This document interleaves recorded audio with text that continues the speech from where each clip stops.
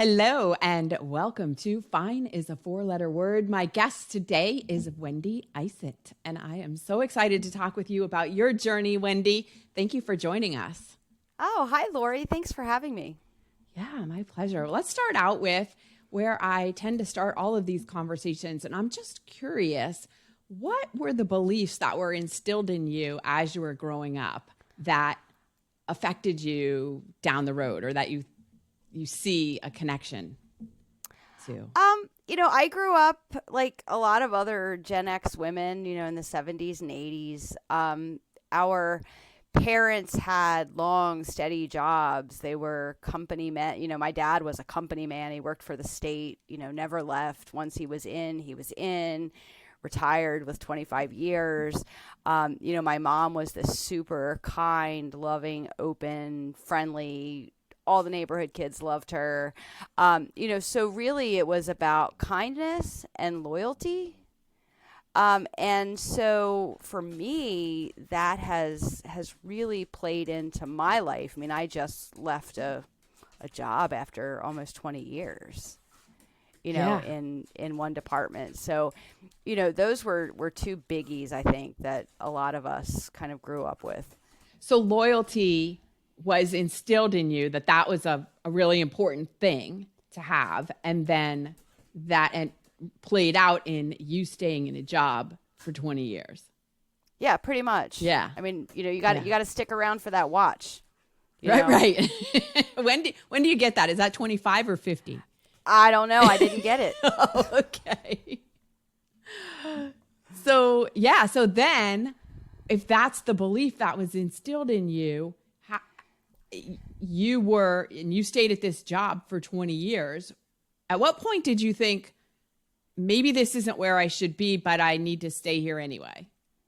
Well, I think, you cross over, I took the job because I wanted it. I had started with this organization fresh out of college, got a job offer for a newspaper, left and went and worked for a newspaper for a couple of years. And then they called me back and said, we have this position in a different department and we really would like for you to come back and take this job. Do you want it? And at the time it just fit. The commute was closer. We were growing our family. Everything just kind of fit. And so I went, and it was very exciting, lots of upward movement in the first, 10 years, what have you. And then I think once you sort of hit that benchmark, I see a lot of young people moving, 2 and 3 years at a job, and, they go and they spend another 2 or 3 years at a job, and then they hop to the next one. And for me, the job movement happened internally. So when I got to about the 10-year mark, it was like, well, I'm on track to be here forever. Mm-hmm. Why would I leave? And then you were still happy. Yeah, I was still happy. Uh-huh. And, and then you get comfortable. Yes. And then everything is fine. Mm-hmm. Because you're comfortable, it's familiar. You're used to a particular salary. You get into a rhythm. The people. The company. The products. Everything is just comfortable. Yeah, which can lead to complacency. Right. It can, and I don't think you realize how complacent you are. Until you're faced with either an opportunity or something happens and you have to make a change. It's not even your choice anymore. And then suddenly you realize, wow, maybe I was complacent. Maybe I was too comfortable, and suddenly you get this jolt of you get a jolt of inspiration, I'll call it, Okay. that you don't have to, you realize you were stuck and you didn't realize you were stuck at the time. Yeah. So what was it that shook you into, I don't know if reality is the right word, but helped you realize that you were complacent, too comfortable? Like what It was what happened that I moved lost. you off of fine?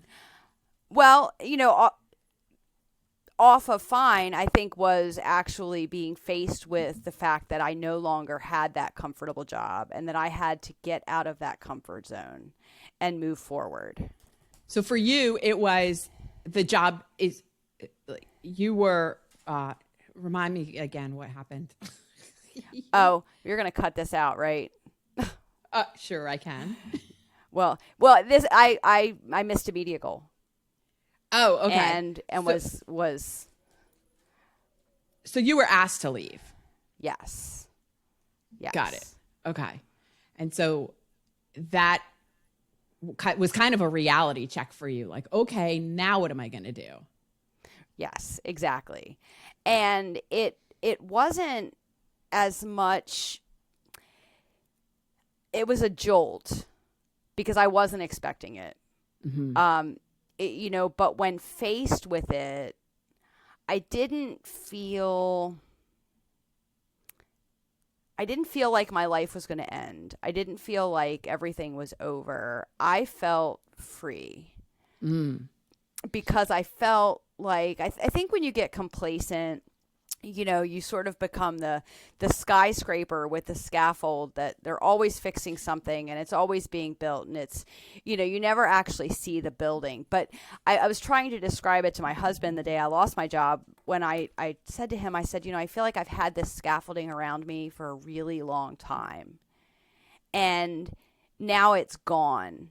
Mm-hmm. And guess what? The building is still standing up. Yeah. And now I can be who I want to be, do what I want to do, and go reinvent myself.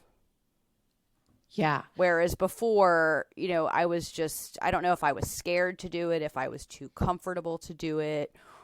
I'm not sure what it was that held me back.